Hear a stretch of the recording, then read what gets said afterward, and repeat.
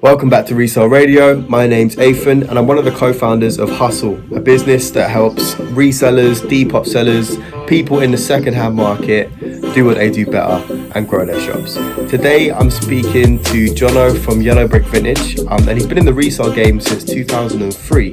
So he's one of the most experienced, if not the most experienced person I've ever met in the reselling industry. He's got loads of insight that he's picked up over the last 17 years, including what apps he thinks are the most successful on, a little bit of talk about suppliers and ones to avoid, and loads of other stuff that we'll cover in the episode. As always, leave a comment below and let us know what you think. If you enjoyed this content, then tell us. If there was a particular moment that you found interesting, let us know what it was, and we'll keep making better and better content for you. For coming on. I think that it's quite a unique opportunity to speak to someone who's been reselling this long, you know, because all the Depop sellers that started on Depop kind of started more than 6 years ago because it came out 2014.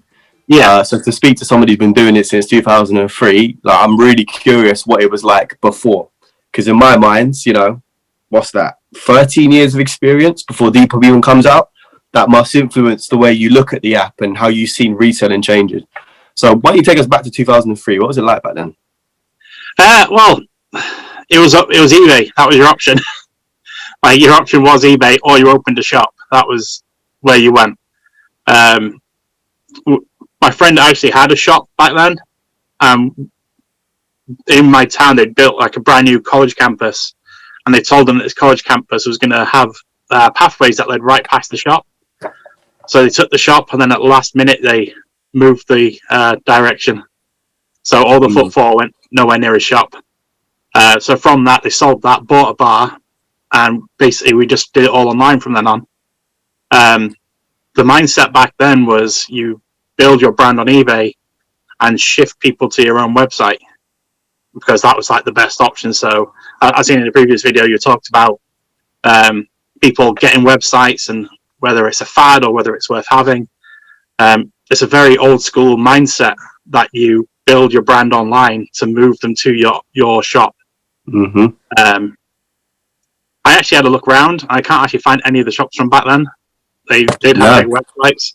There's a couple, but I think a lot of them moved into wholesale, because that's kind of the natural progression. You end up with so much stock that it's just easier to have someone come and take it off you for a bit less than it is to sit there and photo list it and deal with it that way. Is that something you ever thought about going into, wholesale? It's just a lot of time and effort. It's time, effort, and then you've got all the like safety aspect of it. There's a lot of health and safety when it comes to moving heavy stock. I'm like a full-time dad, so a lot of my time is dedicated. Like, I only work 25 hours a week because I drop him off at school, I come to work, I leave work and go pick him up from school, and that's my day done. So it's one of those ideas. I do some hand picking for people. There's a few people that, you know, there's stuff that I can get which they can't get where they are. That's what I'm actually waiting for collection for today. They can't get the stuff I can get, so I've bought it for them, and it just adds to my buying power with my supplier. Yeah, you've got an incredible amount of stock, man. Like, I watched your YouTube video, and you go into the first room and you show all the racks, and I think, fucking hell, that's a lot of racks. And that's only the first room. And then you go into the other one and it's got all the piles. How much stuff are you sitting on right now? I wouldn't want to hazard a guess on the retail value of it, but I've got 170 items on my eBay, which is like leather jackets, barbers and stuff like that. The retail, if that all sold today, there'll be like 20 grand in just that. There must be 7 or 8 grand worth of Converse, same in the jeans. But like, I don't want to sound like I'm bragging, but like, I spend like 3 or 4 grand a month on stock. Like yesterday, I spent like just under 1,500. So quite a bit. I've got like 300 pairs of jeans in the room behind me that I need to sort through. Yeah. See, one of the problems I've had when I start to get things bigger is that I feel like there's a lot of stuff that kind of ends up piling up that isn't really selling, isn't going to make me much money, and just kind of gets bigger and bigger. So obviously the good stuff sells straight away. How do you deal with having that much stuff and making sure that, you know, it is all on the shop, it is all actually making you money, and it's not just taking up space in your storage. So I've seen, I think it might be yourself or one of the other Instagrammers put like a infogram out on like stock percentages. With that lower end of stock, it does sell. You just put it up for cheap, even if it's just a bit more than cost price, because at least you're still getting that money back. So it might be rubbish, but someone's going to buy it, because when it comes to vintage, there's like entry levels of vintage. It's not just like everybody wants that 501. You know, some people are going to want the 515 boot cuts. They're going to want the lesser item, but you just need to price it appropriately to get rid of it. But like when it comes to like buying bulk, because I know like you like handpicking, I buy most of my stuff in bulk. And you can get some shit stuff, but even with the worst stuff, you can still make money out of it. Yeah, completely. I think it comes to that balance, because I do prefer handpicking, but it makes more business sense to go wholesale, because I might not love every item, but ultimately if I am trying to make money, it's not about loving every item. It's about having products that sell and make a profit. And yeah, handpicking has its limit. You know, if you want to be anything more than somebody who's got 100 items up, it starts to become really cumbersome picking every single item individually. Yeah, so we went yesterday. My wholesaler was nice enough to open up for us yesterday, because they weren't actually meant to be open. And they hadn't sorted through their delivery. So normally their warehouse is really nice to sort. It's like, I want varsity jackets. We're all in a row. So this was all unsorted bales. And we were there for 3 hours in like -3 in this warehouse yesterday. Out like the odd varsity jacket from a pile of 30 other coats, because I've got a customer who wants the varsity jacket, so I had to get them out. Same with the denim. We wanted specific denim, and it was just like, right, there's a mountain of it. Go take it. But I've got a rail in there that's just full of stuff that's just like meh, that I need to work through. I've got Christmas jumpers in there that I meant to list this year, and I still didn't list them, and they're from 2 years ago. I'll list them next Christmas, and I just get to them like, I can't be asked, because I bought them 2 years ago to try it out, and I made the money off them, but there's just shittier ones left. Yeah, but I know. That's kind of one of the reasons why we're kind of looking at this rework thing. It's trying to make use of the shit, basically. Yeah, so I wanted to dive into that, because I remember, what was it? It was renew, repair, refresh. Yeah, so I was trying to think of something catchy, but yeah, no, it runs. So what exactly is that? Where's the idea come from? So there's a few suppliers I go to where they basically have like so you got some suppliers where they will just ship out all their shit. They'll mix it into a bale with some good stuff, and kind of like, here's a load of stuff that's useless, but here's a couple of nice things to make the bale worthwhile. But other suppliers, they won't do that. They'll grade all their stuff, and they'll pull out all the crappy grade. And one supplier I go to won't sell the crappy grade. They'll just deal with it, and well, I don't know really what their plan with it is. But they had piles and piles of stuff, and they had all these wax jackets in there, because barbers kind of tear quite easily. So they got big, like, rips and whatnot in them. And then they had piles of denim, and they let us have them quite cheap. I mean, I bought 100 barbers and about 400 pairs of jeans off them. There's a lot of fake 501s out there, which are just sitting, going to waste. It was actually inspired by something I've seen on the top seller forums for Depop. A lot of people on there don't like the amount of fakes that are on Depop. 100%. There's a ridiculous amount. Yeah, but then at the same time, it's, if you're kind of going down the recycle and anti-landfill route, what do you do with those fakes? Because they're decent quality. Like I remember having a Nike jumper when I was a kid from a car boot. And it was my favorite jumper when I was a kid. It was so comfy. But it was blatantly fake. And you got these 501s, and they're such good fakes. It's like you need to know your 501s to know they're fakes. So then it was a case of, well, if I can get those for a couple of quid each, I've got somebody who needs work at the minute, and they've just come out of college doing art and design, and they actually paint stuff, our leather jackets for us. And they do seamstress stuff and sewing and all that fun stuff. So I was like, if I can get these t-shirts nobody wants, make them into flares. So the idea is to cut the t-shirts up, make the t-shirts onto panels, and then insert them into the jeans to make flares. Right. And apply the rest of the jean to kind of match the theme. So we've got like stencils and bleach spray to like make Star Wars themed flares. Yeah, love that. Yeah. I'm sorry, we've got loads. And there's a guy on Depop, he sells a lot of t-shirts, and he has t-shirts that he doesn't want to sell, or he can't sell, or they're kind of not vintage, they're kind of more modern repos. Mm-hmm. So I reached out to him and I bought like 150 of the t-shirts. I've actually got a handful of them here.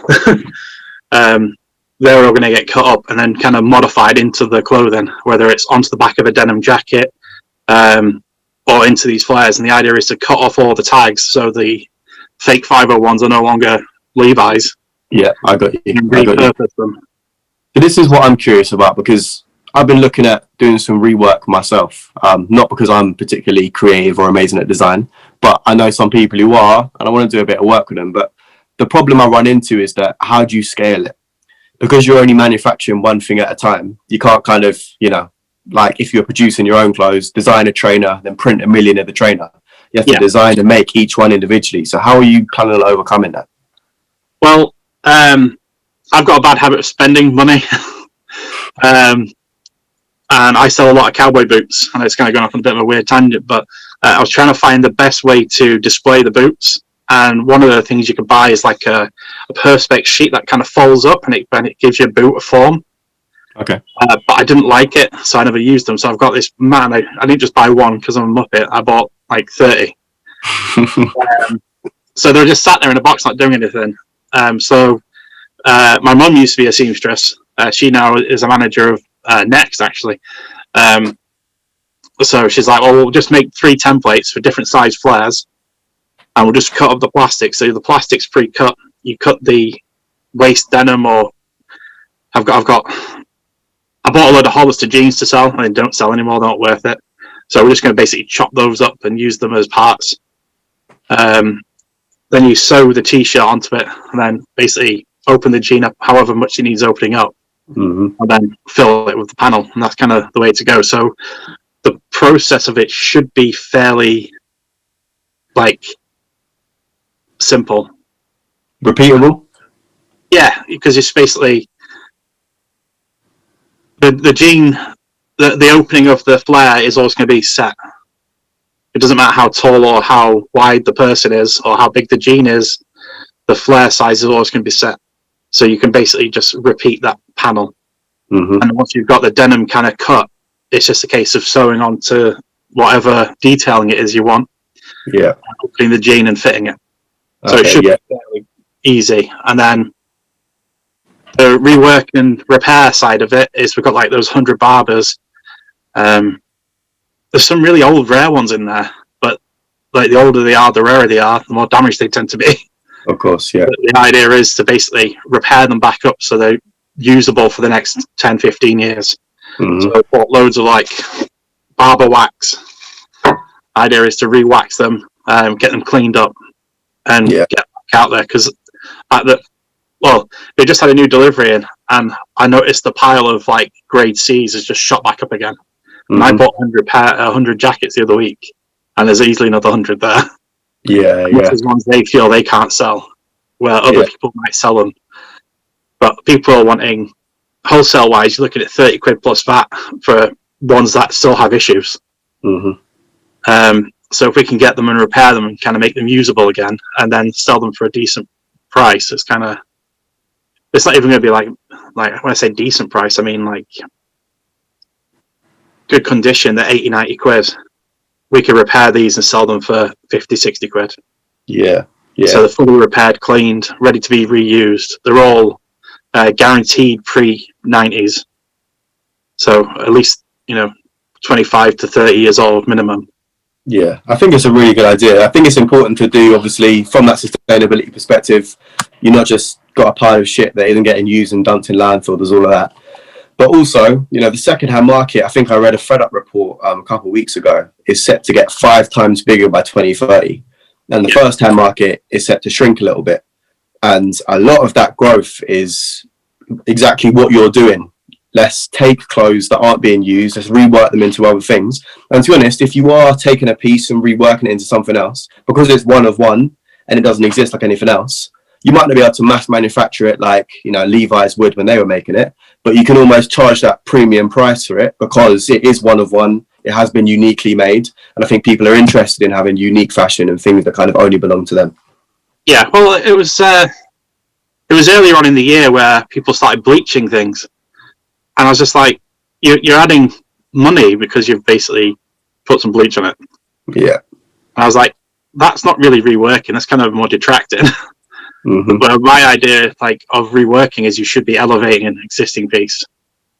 Don't get me wrong. I tried the bleaching thing, and people bought the stuff. So fair play. If they're going to buy it, they're going to buy it. Yeah, exactly. But it shows you how simple it is to do. You know, at the end of the day, they are just bleaching it, but that's all it takes to make the piece unique and make someone interested in it. Yeah, if you take it a step further and really add some beautiful designs.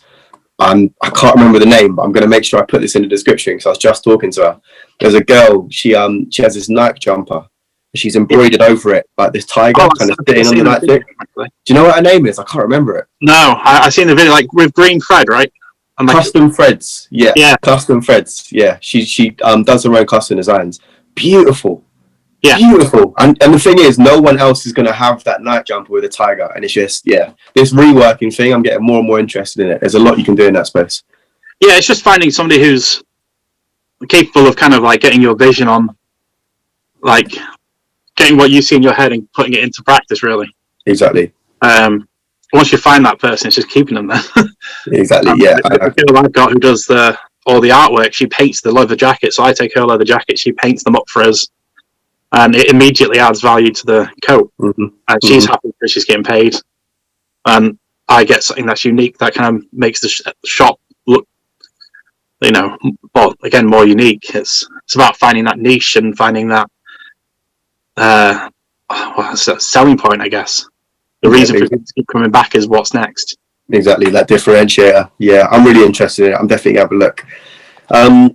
So I think one of the biggest things kind of you can add in terms of value over that time, 2003 to modern day, you must have sold on all sorts of different platforms in all sorts of different niches. So I know that you've been on Etsy, eBay, Depop, ASOS. Obviously, you got your own website as well. What experiences have you had across those different platforms, and what would you say right now is the one to be on? So I was thinking about this earlier when you asked. I don't think the answer is which one do you want to be on. It's a case of how many do you want to be on? Because so at the minute I've got Yellow Brick Vintage on Depop, which is verified. That's not doing very well at the minute because I've changed things around and it doesn't work out. But my second account should be verified next week. What I found was with Yellow Brick is as I kind of brought more and more stock in and brought new stock in, sales kind of actually started dropping because it lost that kind of unique sell value. And I found Depop needs to kind of have either a very specific type of stock. So if your shop sells Converse, adding, Nike sweaters in, they're not going to sell because people aren't going there for Nike sweaters. They're going there for the Converse, and that reputation builds up. And I think the algorithm recognizes that and starts pushing people that way. Mm-hmm. So what I found with Yellow Brick is we were selling really well at the beginning of the year, like really, really well. So I was just buying everything. And we shot up to like 1,400 items. Mm-hmm. Wow. But sales started dropping. And it's like, it made no sense. And we had the Depop team even looking into it. They couldn't figure out why it was. So I said, right, well, I'm going to take all my denim and just stick it on its own account. We went from selling 4 or 5 pairs of jeans a week to selling 30, 40 pairs of jeans a week. Because they just, if you want denim, it's all there. Just go, right. Eat your heart out. Is it almost like, something that we say a lot is sticking to a specific niche. And if you want to operate in 2 completely different ones, then maybe the move is to have 2 separate stores doing those 2 separate things. Yeah, having the 2 separate stores works really nicely. But then I found if you watch a lot of Instagram, if you're really good with Instagram, you can sell whatever you want on your Depop shop, because as long as you market it properly through Instagram, they're going to filter back. So you kind of got two options. You're either really good at social media and you get your sales that way, or you kind of keep a very focused shop. So I pulled off the Converse, the Levi's, the cowboy boots, and I stuck them all on their own shops. Yeah. So it was originally, I originally called it the Denim Emporium, because I was just going to put all the jeans on there. But then I already had Away from the West URL. So I just got the name changed to Away from the West, put all the cowboy boots and leather belts on there. So that's all that account has, is cowboy boots, leather belts, and jeans. Literally anything you need for your lower half of your body, it's on there. And it works well. Where Yellow Brick, I brought in all the high-end leathers, and on Depop we do sell one or two, but if I put them on eBay, they just go on eBay. Mm-hmm. So the plan for next year is all those high-end leathers are going to go just straight on eBay. They sell too quick and too well on there not to put them on there. Okay, so is the answer more a case of them, depending on what you sell, there might be different platforms that you want to sell on? Basically, yeah. If you're doing a lot of like more mature or older stuff, I think Etsy is probably the better place. Although I hate Etsy, the way it's run is just so bizarre. Yeah, why is that? I've not had any experience on there. But, well, it was kind of fine. It's slow. They have really like low. I suppose fair to put it. I looked at the numbers a couple of years back, and not even a couple of years back, probably at the beginning of this year, because I was going to do a YouTube video on it, and then I just never made a video until like nearly a year later. But Etsy's total views are only equal to the amount of views that ebay.co.uk gets. But ebay.com just dwarfs it, like absolutely dwarfs it. Mm-hmm. So the viewers on there are very limited. There's a lot of kind of Chinesey stuff kind of creeping into Etsy now. Mm-hmm. And then you kind of have, it's just kind of that. That was what they did. Back in 2019, they made a change where you got promoted listings if you did free US shipping. Now, from the UK, that's just not viable. Yeah. So you immediately lost a lot of your viewership. Mm-hmm. And I think it was something like 80% of the users are in the US. So if you can't offer them free shipping because you're not in the US, then you just lost all your sales. We went from like $3,000 a month or something on there down to, I think it was like 1,200. Yeah, that's why I've never gone on Etsy. It seems like very American focused, so I've just never really thought it was worth trying in the UK. In my mind, in the UK, you got Depop, ASOS Marketplace, eBay, obviously. Have you heard of Isuku? That's kind of on the rise. A couple of people are getting on that. Yeah, they're only just started, but I've noticed there's a few companies like that now. They're all opening their own marketplaces. Mm-hmm. There's a couple of them. There was, I can't remember the name of it. Somebody messaged me about it saying, there's this new marketplace, come check it out. Okay. But then that's the way that digital media works at the minute. If you look at Airbnb, Uber, Just Eat, biggest companies in the world right now, they don't actually sell anything. They just help somebody else do it. Mm-hmm. So it's kind of like a thing to get on it. You're going to make the money because somebody else is making the money for you. Yeah, what I'm struggling to get is how they're distinctly different enough from Depop that everyone's going to jump onto them. But I think they're young and they've got some good traction so far. So yeah, low seller fees, and then the fact that they're putting half the seller fee into like environmental stuff. Mm-hmm. I think they plant trees for however much they get. That's their like kind of the hook. But the main thing is it's not big enough yet with the buyers. Because they posted stuff on there, but nothing really sold, and it was just another thing to manage. Completely. So I was just like, right now, I'll focus on the Depop shops and on eBay. And this is what I was thinking. Does it not get complicated having 4 different shops on Depop, the eBay account, if you're on ASOS as well? How, if you've got the same item listed up 6 different places, how do you make sure it doesn't sell multiple times? Well, you've just got to be really quick. You've got to be quick on the ball when it sells. I mean, there's only been one that's only happened once, and that's because 2 people literally bought them a minute apart from each other on different platforms. And I was fair that whoever bought it first got it first. So, Do you use any sort of cross-listing apps? I've heard a couple of people using them. no, eBay has a nice feature where you can copy in URLs for images. So I've got like my PC set up at home, well, even my PC set up in my office, got multiple screens. So I literally have the Depop web page open on one screen, eBay open on the other, and just copy and paste everything. Okay. It takes a couple of hours to list 20 items, but it'll take you 20 minutes to cross-list them back across. Right, I got you. That makes sense. But when it comes to the actual accounts, it's just a case of logging out of one, log into the next. I actually have Depop notifications turned off. I hate having them on because it just goes off every time someone likes something, so I turn them all off. I know what you mean. I check it off and off that I don't need to see it. So looking at, Depop now, 2020, it's a big app all the resellers are on. Would you say it's easier or more difficult to get into reselling and be big at it in kind of the scale you're operating at now or back when you started? Now, definitely. Easier? No, it's harder now. Okay. So back in 2003, 2005, there were 4 wholesalers in the UK.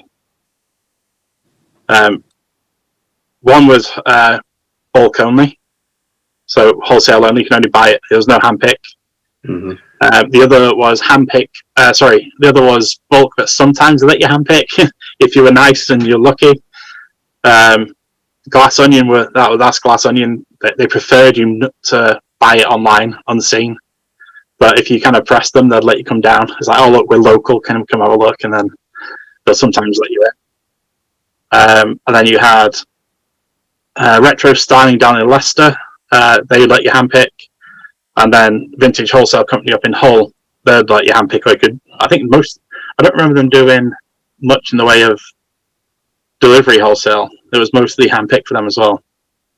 They were your 4. So it was kind of, you went to those places and if you made good relationships with them, you got your stuff. So back in 2006, one of them, we're just like, look, we want barbers. And he's like, I can get barbers, but we don't really stock it.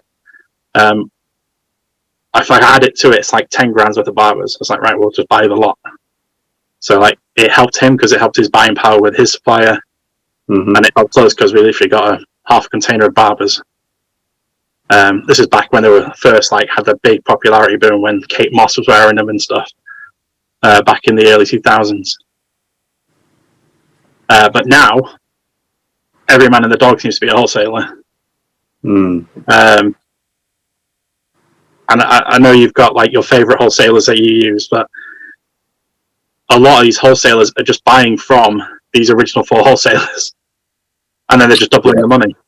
Yeah, I've definitely seen that since you messaged. I started having a look around and realised a lot of people were selling because they're even starting to use the same pictures, Yeah, using the same pictures, but some of them are a bit daft and don't even take the boxes out of the background so you can see the boxes. So if you know the suppliers, because they all have their own unique way of packing things, you start recognising where they're getting the stock from. And you can tell by the pricing. I was looking at one earlier. They wanted, it's 35 sweaters, and they wanted nearly 600 quid for them. Nearly 20 quid a sweater. Mm-hmm. That's the resale value for most of those sweaters that they had in the list. And they were just buying from wholesalers, doubling the price, and trying to sell them on. And there's people buying them then, but the shelf isn't there. The margin's not there. So normally you make double, 2-3 times whatever the value is. And these guys are basically kind of crashing the wholesale market by doubling the price of everything. And you've got people like ASOS with double the fees, kind of narrowing it all in. Yeah, I get what you're saying. So you're basically saying that it's more difficult to supply things at a good price now, which makes it more difficult to make good money and scale up a business. Well, yeah, I mean, if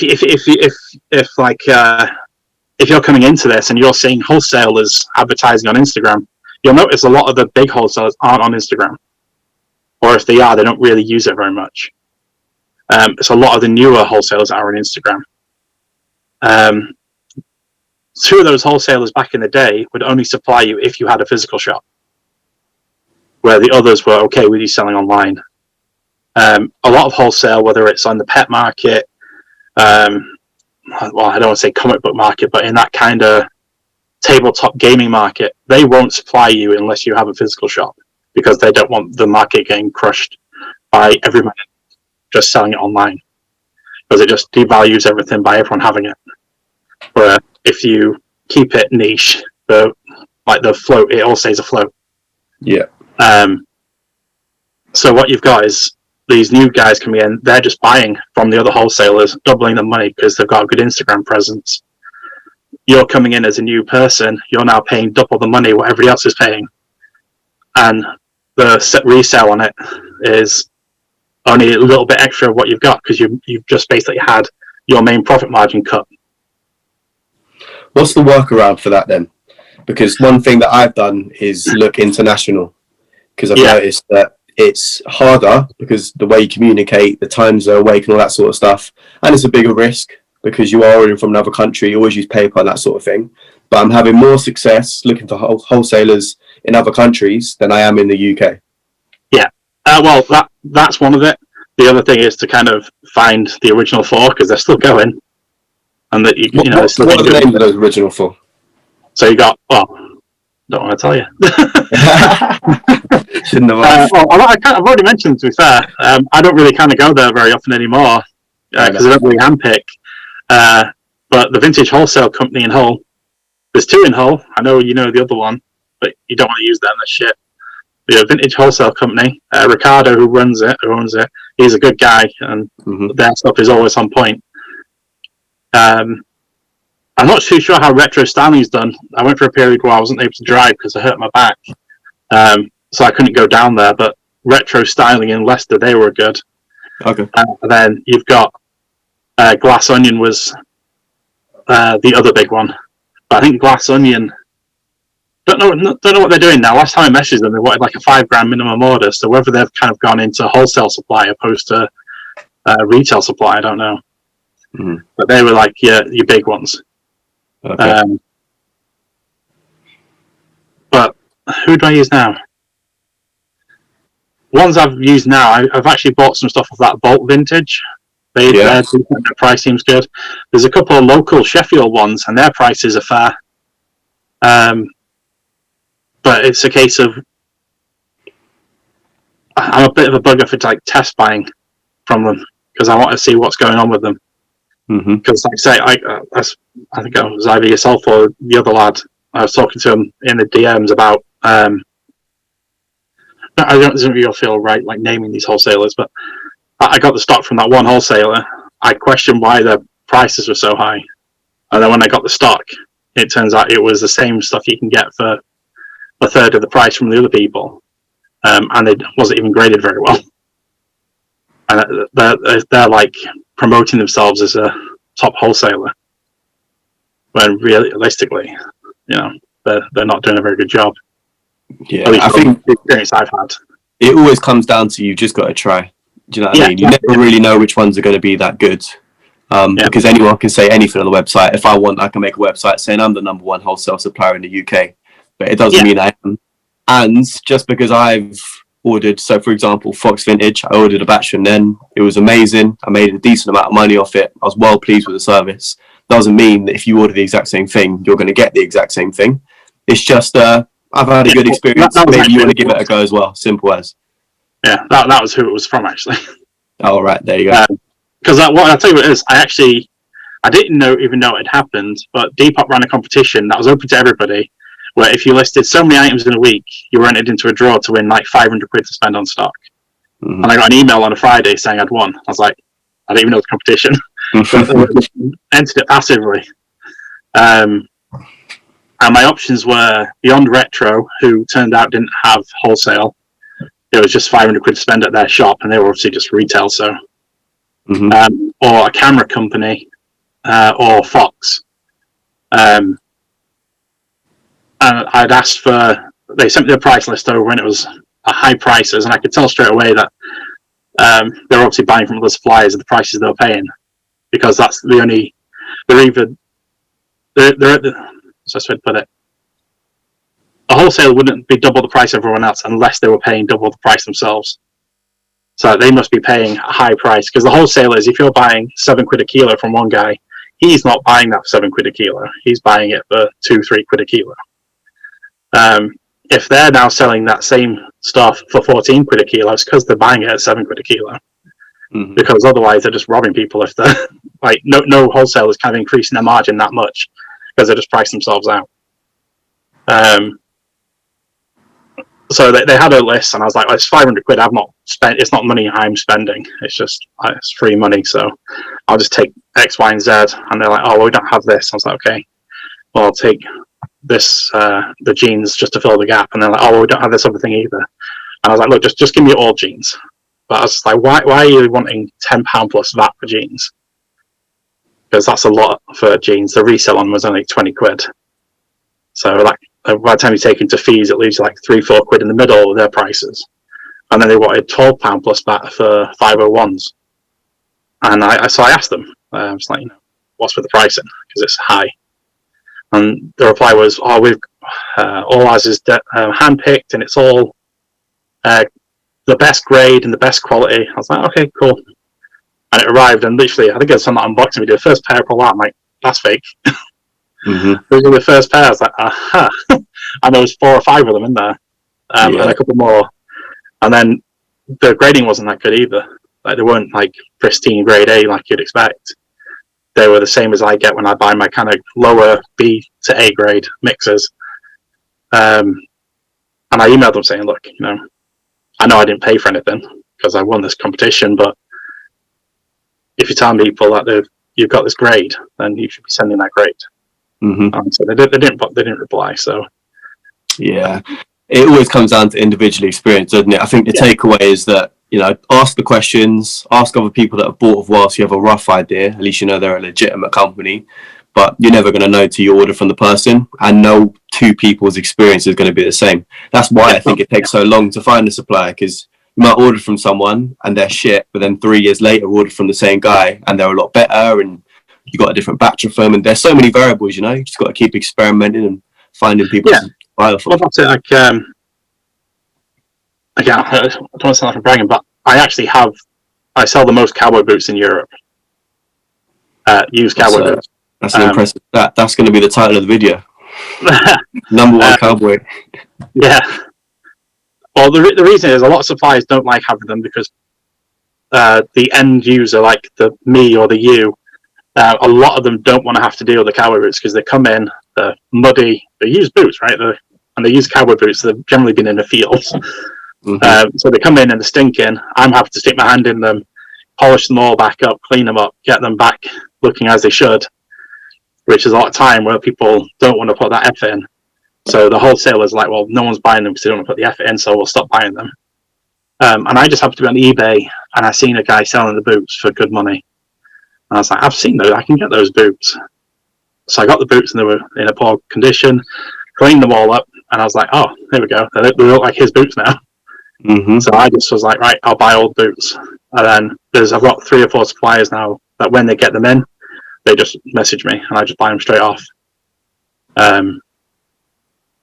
Because I'm willing to kind of like sit there and tidy them up and get them kind of back to where they should be. Yeah. And it just kind of got to the point where now, if they get like I say, if I've got 3 wholesalers where if I get them, they just they know I'm going to take them. Yeah, exactly. Because you've got that relationship, Yeah. I'm starting to get there with one of my suppliers now, where he kind of messages me that he's got stuff before I message him that I want stuff. Yeah. And like you said, if you can find that in a specific, like you've got cowboy boots right now, I'm focusing on Nupsy jackets. If you can just get that one item that as soon as I got the money, I'll order it, and it sells really quick, and you can keep flowing it through. Find 3 or 4 of them, and then you're making good money, man. Yeah, well, that's it. Like this, my new supplier, I'm keeping secret because it's new. With barbers, I went in and just kind of cleared out all the barbers, and I went through the grade A's and took nearly all of them, and I went through the grade B's and took nearly all of them, and I took nearly all the grade C's and D's. And so now it's just like when they come in, it's just like they're his. He'll have them. We'll just keep them for him. It's fine. And he's got his people sorting. I'm like, can you get me cowboy boots? Because you've got suppliers in the US. And he had his guy handpicking in America get me cowboy boots. So now I've got a new supply for cowboy boots, which nobody else has because he's only getting them for me. Yeah, yeah. It's an interesting niche to be in, cowboy boots. You would not have thought there was a lot of money in something like that, but trial and error, you find it. They can be steady, but the thing is, because I have them all, I've literally got like a 300 odd pairs in the other room. Mm-hmm. And I have a box of about 70 in there to clean. But because I have them all, it's kind of, I can set the market price. Right, I can control that a little bit. I thought about this, because I've been thinking there's some quite specific items where there's not that many of them on Depop. So maybe you could buy all of them and then just set the price that it wouldn't work for Noopsies, there's so many, but say it was a Noopsie. You own all the Noopsies. So instead of them being 150, now they're 200 because you can't buy them from anyone else. Yeah. You've kind of done that with cowboy boots. Yeah, I mean, I've kind of like not taken. Like, I used to buy them for like 10, 15 quid a pair and only sell them for 30 because I didn't really think they were kind of worth much more.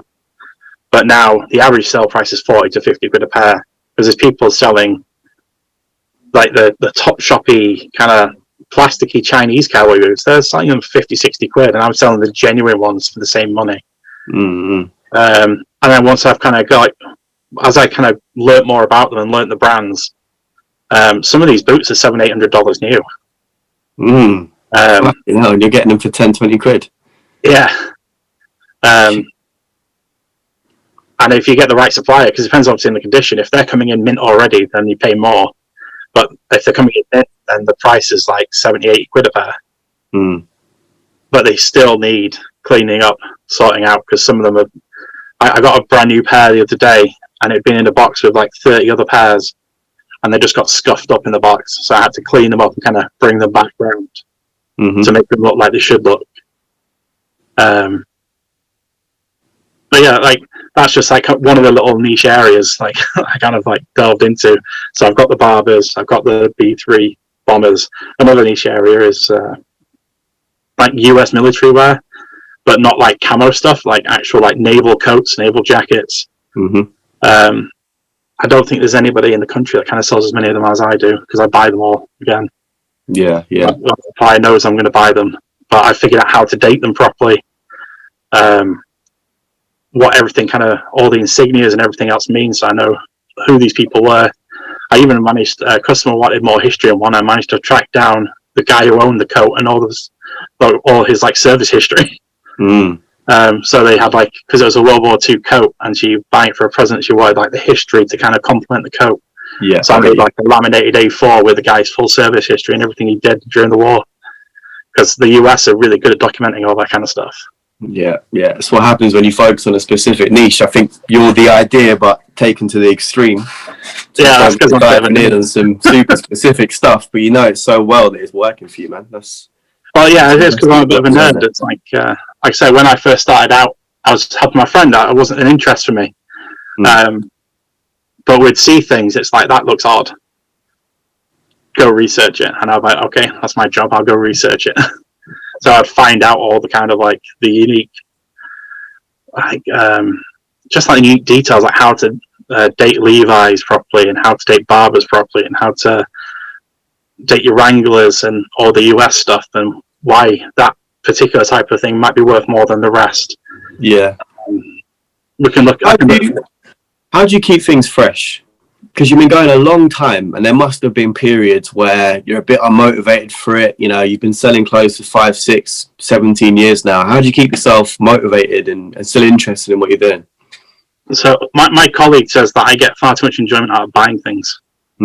So like, it's like those t-shirts. Like I was literally just laid in bed. I was like, oh, that's a cheap price. I'll just buy them like randomly. And it's one of the things I tried to stop myself from doing because I just ended up with loads of junk. You see these people selling these sweater bales, and I bought one of those, and I was like, why have I bought that? I don't even sell sweaters. But I was just like, it looks cheap, we'll have it, it's like a lottery, you might win. But it's really a case of like, I don't know, I just like the money. I like seeing it. I like seeing the return. You get quite a good kick from buying something and seeing the return from it. So I randomly set up I don't know if Depop even know, but I've got a 4th Depop shop. It's just selling backpacks. One of the suppliers, they send out a list every week And I was just looking through the list. I'm like, backpacks. I'm like, I've got one of those backpacks. It's quite a nice bag. I wonder if I can resell it. So I went on Depop and I had a look, and they were getting a lot of likes. So I thought, if the people are liking it, they must be buying it. So I just bought, I think it was like 40 kilos of them. And it being like 60, 70 bags. Just made a brand new shop, listed 70 bags on it, and they started selling it. It's got like 60, 70 sales on that account now. Yeah. So I was like, okay, they sell these other bags. So I'll just buy all these other bags as well and see what happens. So I bought like travel bags. There's one nearby. Just like old leather bags from like the 80s. But I bought a load of those, just stick them on, see what happens. And if it works out, then it works out. If it doesn't, then, fool is me. Yeah, I think you can tell that you enjoy what you do, just trying to find different bits that you can flip and seeing what works and what doesn't. Yeah, it's like, I'll tell you a cool one I got recently. When I kind of changed Yellow Brick, I kind of changed it from selling everything to try and narrow in on leathers.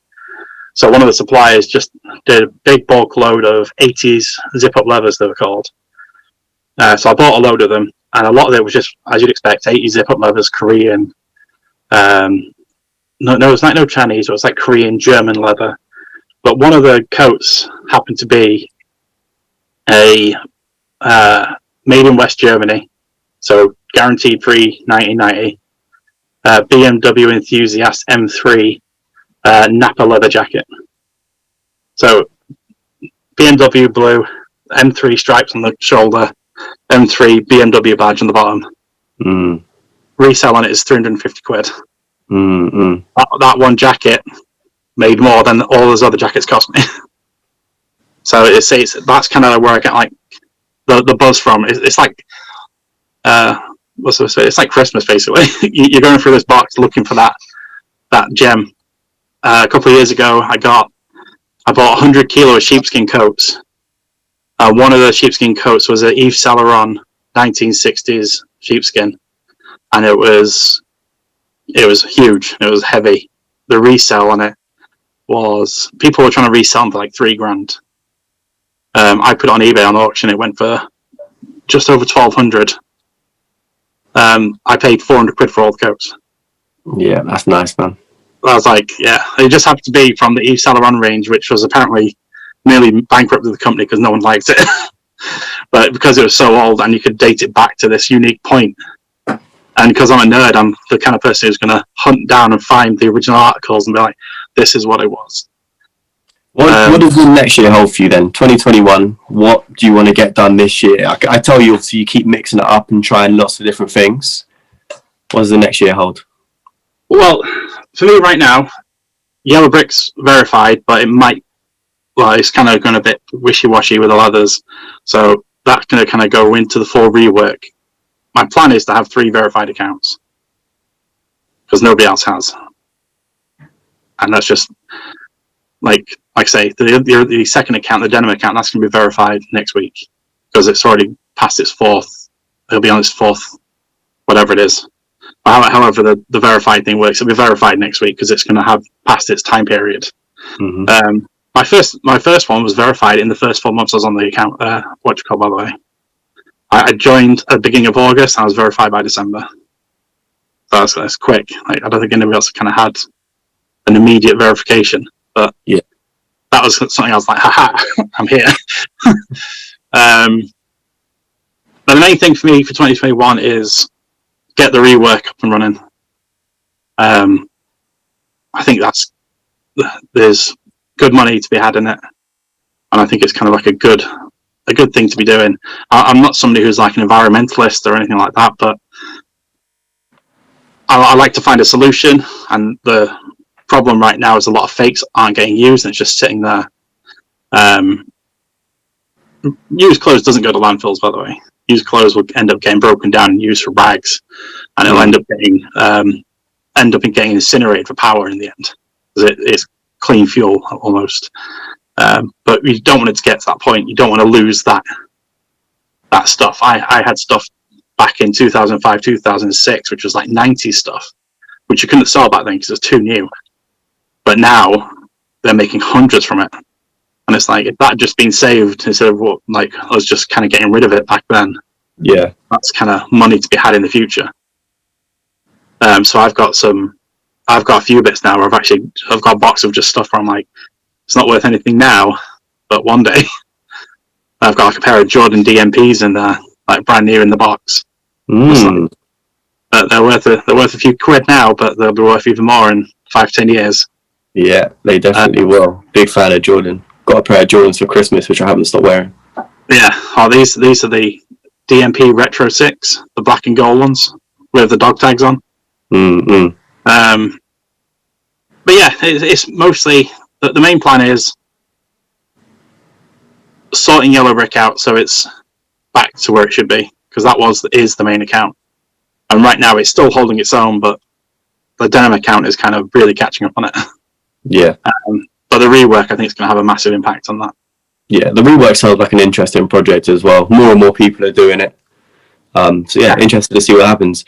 The thing I always end with is, looking at everything that you've done, you've been in the game so long now, what advice would you give to someone who's just starting out? Because it's hard sometimes to see everything that you've achieved and get what to do next. So say I'm that person, I've got 4 pieces on my Depop, I've sold 1, I don't know what I'm doing. What advice would you give?